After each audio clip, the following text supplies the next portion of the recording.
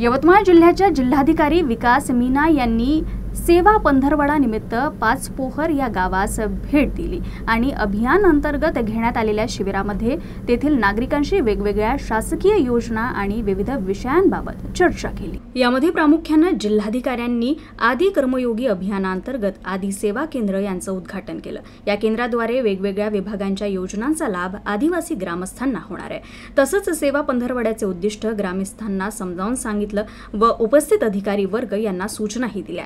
यामध्ये पीएम धरती आबा व आदी कर्मयोगी अभियान, सशक्त ग्रामपंचायत अभियान, मुख्यमंत्री समृद्ध ग्रामपंचायत अभियान, छत्रपती शिवाजी महाराज महाराजस्व अभियान, मिशन उभारी, महिला बचत गट आदींविषयी जिल्हाधिकाऱ्यांनी ग्रामस्थांशी चर्चा केली। जिल्हाधिकाऱ्यांनी ग्रामविकास आराखड्यामध्ये सहभाग घेतला आणि तो कसा बनवता येईल हे ग्रामस्थांना समजावून सांगितलं।